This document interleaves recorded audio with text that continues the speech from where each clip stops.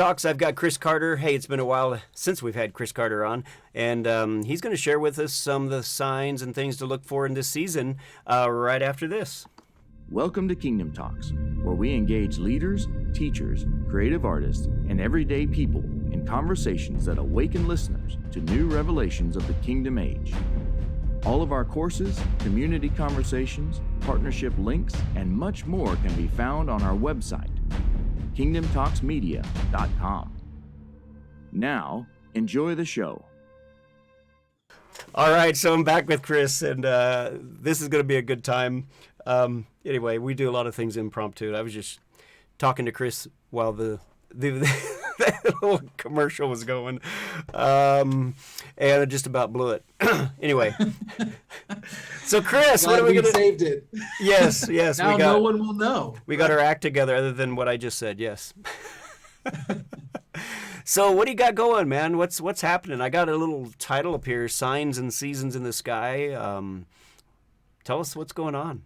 Well, yeah, whenever we get ready to do these interviews, Gil, I always tend to find myself going, well, what am I upset about right now? Because that's typically what's going to come out. Like, what's bothering me as a person? And we joke, you and I do, about this. Like let's just air it out. Let's air out the frustrations. But in all seriousness, I've had a frustration. I've had a frustration now since you and I talked at the beginning of COVID. Like when everything shut down. I've had the same frustration for about 6 or 7 months, and I think anybody that knows me, Gil, knows it takes a long time for me to change. Like it just does. When I change though, I throw my heart over the fence, and I'm like, I'm in. Like there's no question. It's not 80%. It's like all or nothing with me, And so I mull things over for a really long time, and the thing that I keep mulling over in my head is this issue of why do I know the things that I know? And it keeps bothering me. Like we've talked about it a couple times, like one on a Kingdom Talks, I think, and then maybe another time we might have done the same thing. But it keeps bothering me that I feel like I know a ton of stuff. I feel like I've got all this information, but I'm not sure that I have the right information, like kind of in the core of who I am. So can I set this up, Gil? Can I set it up more or less, like give you entree into my mind for a minute, why I'm bothered, and then like where this is going to take me. If you want to break in at any time, feel free. So anybody that's listening, this is where you just get to know this is what's making Chris mad these days. So like years ago, I was listening to two business partners talk. These are guys that had a business, they worked together in their business. And it wasn't profitable, right? So it wasn't doing what they thought it needed to do. They weren't seeing, this is when I first learned the term return on investment, the ROI, like they weren't seeing the return on investment here. And so the one business partner says to them, and this is not a joke, like I'm leaving the names out, but I did listen to this conversation. I was, like an observer in this. And so the one guy says to the other, if we're going to see a return on the investment here, then we have to change our core business operations.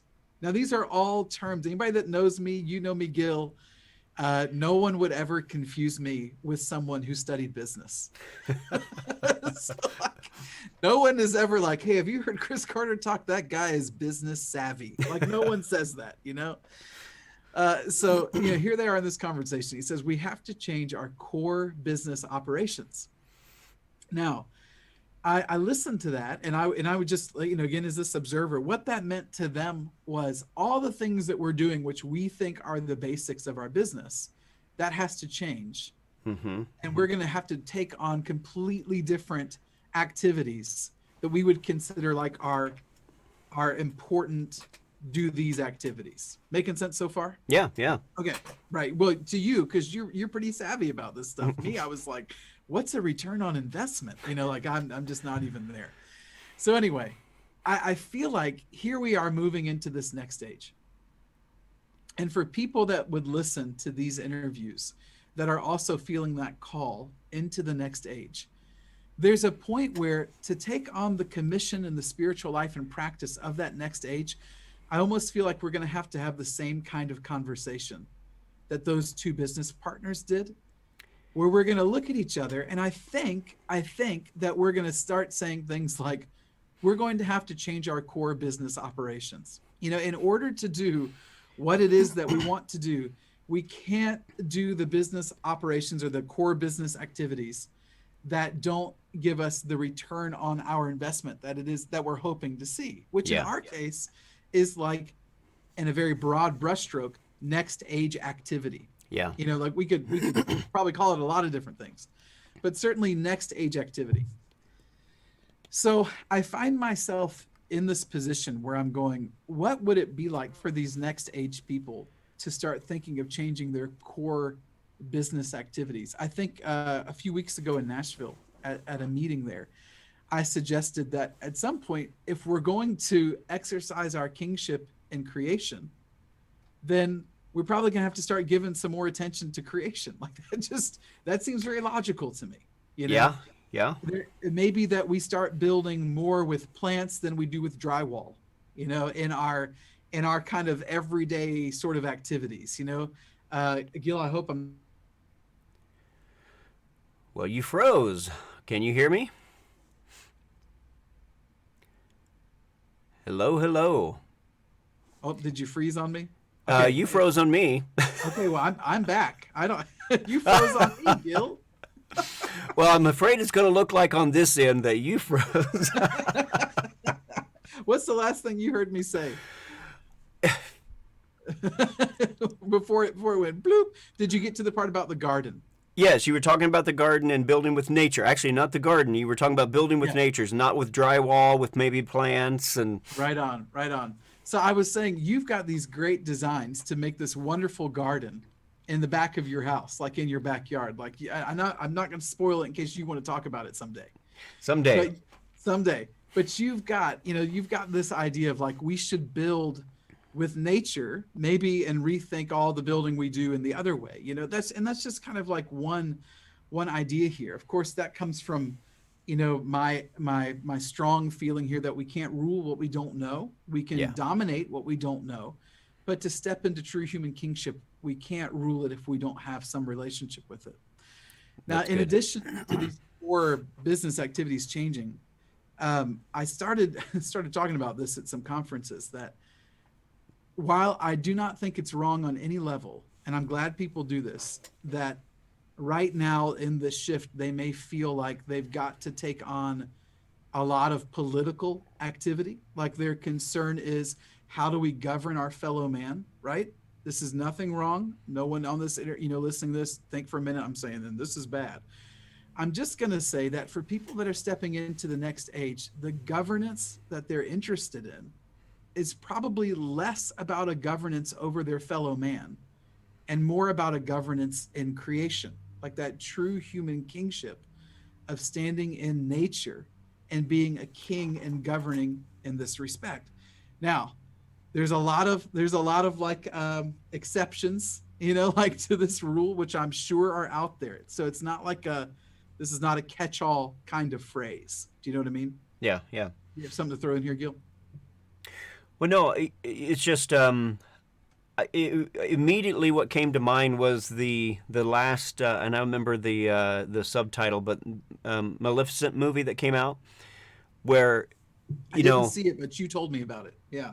Okay, so on one side of the river or the mountain or whatever it is, there's a divider, and nature is still engaged with people, and and you can see what's behind the tree and the spirit, and all that.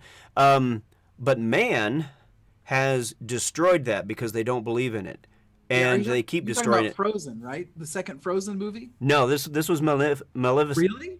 Like Maleficent. Can't even say it now. Yeah, it was the last one. It was really good. No, it's like the same theme as the second Frozen as well. Yeah, interesting, because I haven't seen that. Oh, here we are. So, anyway, just my concern would be is that if we don't somehow figure out how to rightly bring kingdom government into the earth realm, that man's going to continue to just squash the natural. Engaging with and actually seeing life come back into, and the communication come back into humanity and nature. because I think that's what we're wanting, that's what we're moving toward. For But sure. it's like if we can't get man to, somehow calm down and not want to destroy nature, Just calm down. just right? calm down, just relax. Nature's Just got some good chill things it out. wants to do.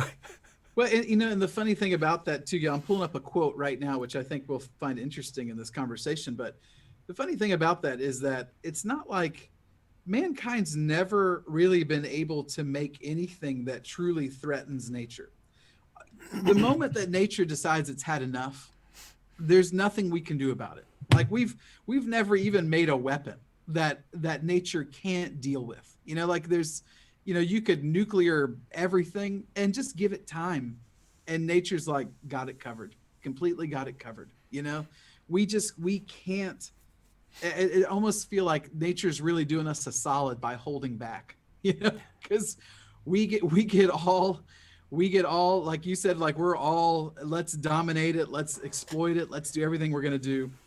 And at the end of the day, I'm not sure if we've ever really managed to harness enough power to stop That's a good things like point. what the sun does, or what Yeah. volcanoes or plate tectonics do, or what the oceans do. We're working with like this much, and creation's working with this much. Anyway, That's You know, good. Yeah. the guy that founded the national parks, his name is John Muir. Yeah, Muir. Okay. Mueller.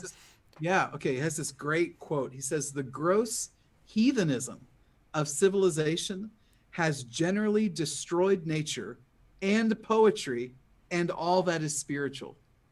I was like, I think we were reading the same books. Yeah. I think I don't know anything about this man. I kind of want to research his life a little bit, because I'm convinced one of us or both of us had read some Ralph Waldo Emerson, because you could make that statement just from reading Emerson's works, that the same thing is true. And what I find interesting is here's John Mueller was a man who went out into nature and engaged with nature, loved nature, saw the beauty in nature. And then I know people that they go into nature and they think nature's the enemy. Yeah. They just can't stand to be in nature because they think it's the enemy. Yeah. It's weird though. And it's sad. Yeah, it is. It is really sad. Well, Yeah.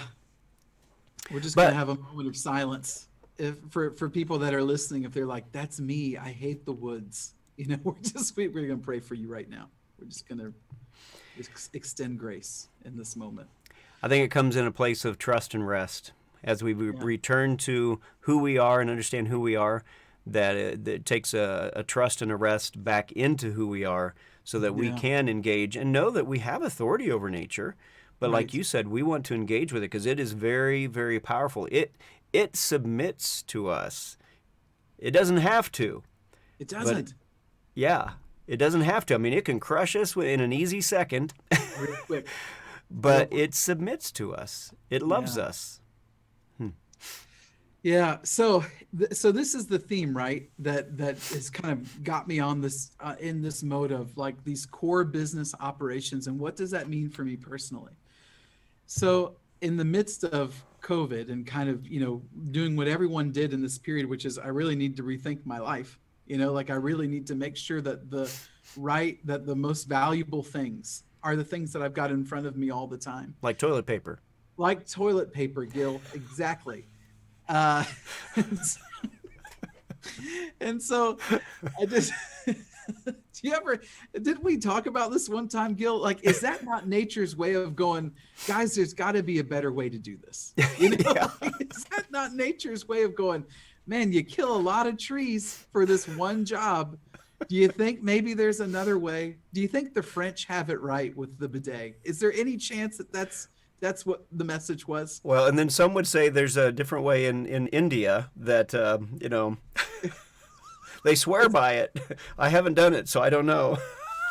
Oh my gosh. Do you still do show notes for these interviews? You put the show I was just thinking of that. It's like, where is this going? What's the show notes look like for this one? Bidets, toilet paper, which is right, They're both fine. They're both fine, everybody. Relax. All right, so back to the point, Gil. All right, so Why do I know what I know? I want to know that I want to make sure that I get the building blocks of life right. Now, here's what I mean by building blocks. We've been doing this Encounter the Mazzaroth online class, which I always learn a tremendous amount when I do this. And that's what people say. You never learn as much as when you teach something. You try to teach it. Yeah. That's when you really learn it. And so I realized that there was this deep building block-like connection between the way the Mazzaroth is structured on what we would think of as the grandest of scales. Like when you look up into the heavens at night, into the sky, that's the biggest scale we can think of, the vastness of space in the cosmos, you know? So that's where God puts this very grand scale pattern where he's got these 12 signs. And then there's these 4 cardinal signs that for whatever reason, God highlights these 4. You know, he's got the lion, the ox, the man, the eagle. And we see that in anybody that's read Cosmic Shift, nice little shameless product placement moment there. But anybody that's read that, you see that in the tribes of Israel, when they're encamped around the tabernacle, they're under the banners of the lion, the ox, the man, pouring out water, and the eagle. And then, of course, so you've got it on this giant grand scale. Like God goes, if I'm going to set something and establish it and almost make the building blocks for something, I'm going to use a division of 4 to do that.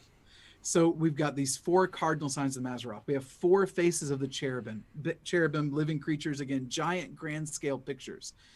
Then we've got the 4 gospels, right? So God goes, I'm going to make the building blocks of a new era and of a new system. He does it with 4. He's back to this kind of building block like thing. So we go from there. We've got gospels, living creatures, giant cosmic picture. Of course, we've got the tribes around the tabernacle. But then when we start looking for other building blocks of life, we still find this division of 4. So for instance, all the building blocks of organic life, what we think of as normal life, is based on the element carbon. So when we talk about organic chemistry, we're talking about carbon-based chemistry, where it's paired with hydrogen, oxygen, nitrogen, things like that. But carbon is another one of these 4. It likes to make 4 bonds, which is what makes it, it makes it this perfect building block for organic life. We would draw back when I taught chemistry, we would do like a C for carbon, and then there'd be a line going each direction, and we would shape the molecule because carbon likes to make 4 bonds. It's the same idea. If God's going building blocks, there's a division of 4. Okay, but it gets even like smaller. When we get to the building block of who we are, we're talking about DNA. And DNA is this double helical strand, these 2 things winding together like this.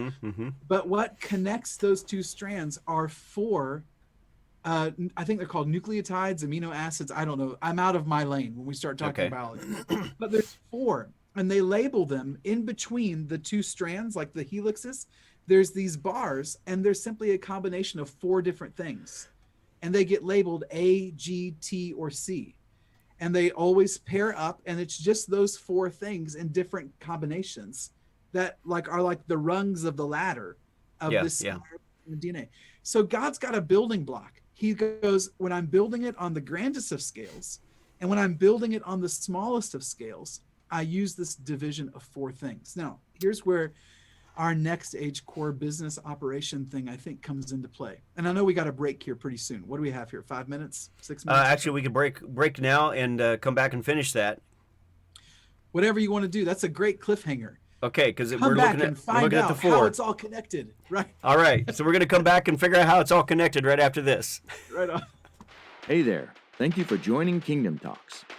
We are taking a short break to share with you the life-changing online course called Ultimate Impact.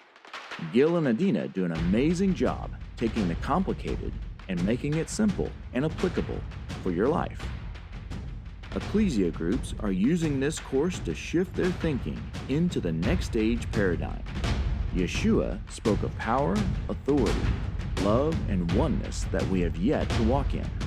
So if you're ready to deconstruct limiting beliefs in order to step into what Father is doing now, this course is for you. Sign up today at kingdomtalksmedia.com under the Courses tab. Now, back to the show. All right, I'm back with Chris, and we left on the cliffhanger of the four, the macro and the micro. So go ahead and connect those. Right. Let's try. So here's where, again, like we get into next stage people and we start thinking in the future, how will our core business operations change? If we're talking about a final, complete participation between mankind and nature, here's where I'm going to go theory. So here's my theory. God's got this pattern in the grandest of scales in the heavens.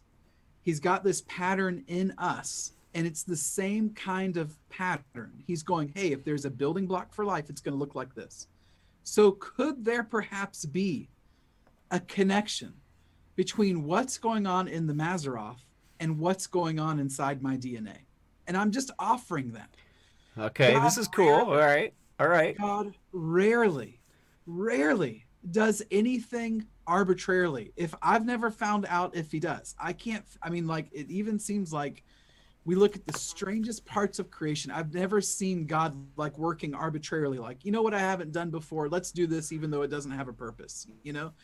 There's always design and there's always purpose. And I've been saying about the next stage for years now, Gil. You've heard me say it a bunch that whatever God does, it works and it's beautiful. It's never one or the other. It's always both. So if God has a design, he's got a pattern, he's got something that's good, where he breaks something into four parts and we can watch that pattern go from the macro all the way down to the micro. I'm inclined to say it's because they're connected. Now, I wonder if what's going to happen. I know what we all want, right? We're all looking for a next age reality where our economies have changed, where our politics have changed, where our education has changed, where all these things have changed. And what we're really hoping is that we get out of a need-based life because we're so corruptible, so we have to preserve life because life is so perishable, right? It's like canned food. It's got a date on it. So much of our life is based around how can I stop the process of me perishing, So what we're all looking for is a moment in time where we are imperishable. So consequently, our life isn't about just trying to keep us from wasting away, but it becomes about what can we do to pursue the wants and the desires and the passions that the mind of Christ has put in us to make the world both work and beautiful, so that it's both. But when you think about the human lifespan, Gil, you've got like 1 or 2 years on me. Like you've just got a few years on me as far as your mortal sojourn, right? Just like 2 or 3. So you've lived a little longer. But even at my 42 years old, I find myself going, I don't have enough time. Like I don't have enough time in my lifetime to do everything that I want to do. Because we're already we're just live in this zone of how can I stop the constant perishableness of life? How can I stave that off a little bit, So we're looking for a next age reality where we want to be a lot more, if not completely imperishable. Here's my theory, Gil. Core business operations changing. What if part of us coming into that imperishability is we finally connect the dots that have been here all along? Like when we can acknowledge that there's a connection between the double helix ladder of my DNA and those cardinal signs of the Mazzaroth. What if I could start to understand, astronomical term, stand under the cosmos of wisdom? What if I could start to finally understand? And when I realize what I'm standing under, I recognize that it's giving me a nutrient into this imperishable human being that's forming, that's as important as air or water or good food or anything else. It's just a thought.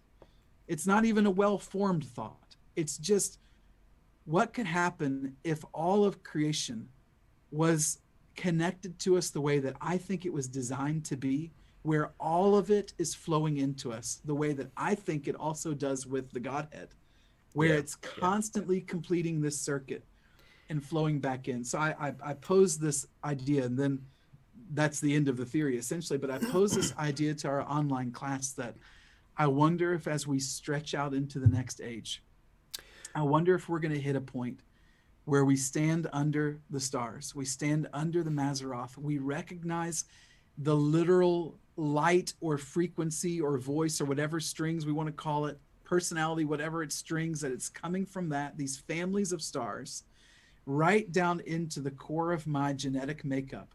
And I wonder if that by itself starts to power us up into something that we've never seen. But that requires participation. There you go.